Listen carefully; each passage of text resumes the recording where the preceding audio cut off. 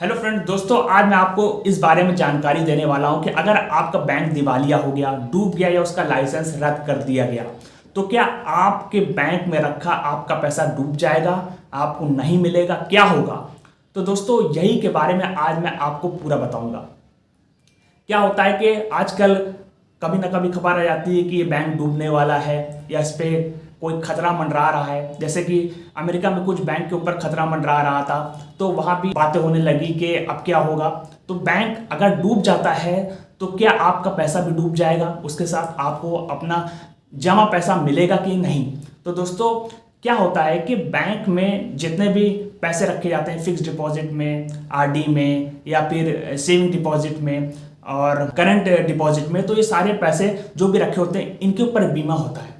क्या होता है कि आरबीआई की सब्सिडियरी जो होती है deposit insurance and credit guarantee corporation, जिसके तहत आपके बैंक में रखा आपका पैसा का बीमा होता है। तो अगर कोई भी बैंक डूबता है, दिवालिया हो जाता है या फिर उसका लाइसेंस रद्द कर दिया जाता है तो उसमें आपको 5 लाख रुपए मिलेंगे। अगर यही चीज आपकी 2020 से पहले होती तो आपको 1 लाख रुपए मिलते। तो अगर आपके बैंक में पैसा रखा है 4 लाख रुपए तो आपको 5 लाख रुपए मिलना ही मिलना है। और अगर आपके बैंक अकाउंट में 6 लाख रुपए रखा है तो आपको 1 लाख का नुकसान होगा और आपको 5 लाख रुपए मिलेगा, ना कि आपको 6 लाख रुपए मिले। तो आपको 5 लाख ही मिलेगा, चाहे आपका पैसा 6 लाख हो, 7 लाख हो, और अगर उससे कम हो 4 लाख तब भी आपको 5 लाख रुपए मिलेगा।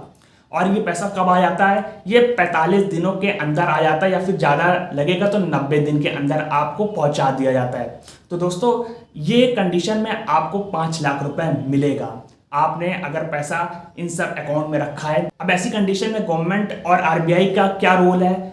इन लोग का ये रोल है कि ये लोग बैंक को बचाने के लिए आ जाते हैं। ये लोग क्या करते हैं, अगर कोई बैंक खतरे में है तो उसका मर्जर कर देते हैं मेजर बैंक से, बड़े बैंक में, ताकि वो बैंक डूबने से बच जाए, उसमें जो लोगों का पैसा लगा है वो डूबने से बच जाए।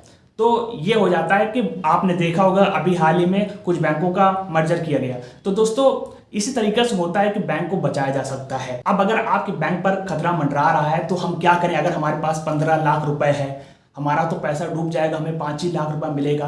तो बहुत से लोग पहले से जान जाते हैं तो पैसा निकाल लेते हैं। लेकिन अगर आप इन सब से बचना चाहते हैं कि सडनली कुछ ऐसा हो गया और वो बैंक डूब गया, समझ लीजिए आपके पास 5 लाख से ऊपर पैसे हैं आपके अकाउंट में, तो आप उन पैसे को अलग बैंक अकाउंट में डाल दीजिए।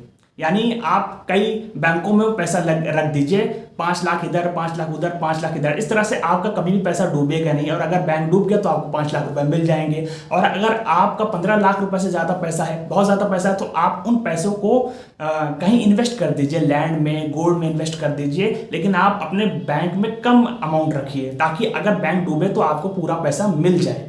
तो दोस्तों इतना पैसा रखिए जितना अगर डूबे, कोई बैंक डूबने वाला हो सकता है उसकी स्थिति खराब हो तो आपका पैसा ना डूब सके। तो इस तरीके से आपको करना पड़ेगा। आई होप आप लोगों को समझ में आया हो कि मैं क्या कहना चाहता हूं। तो दोस्तों यही थी आज की जानकारी। ऐसी बहुत सी जानकारी पाने के लिए देखते रहिए मेरा यूट्यूब वीडियोस। अगर आपको ये वीडियो अच्छे लगे तो उसको लाइक कर दे, चैनल को जरूर से सब्सक्राइब कर दे, ताकि आगे इस तरह की अपडेट्स मिलती रहे। तो फिर मिलेंगे एक नई वीडियो के साथ, तब तक के लिए गुड बाय।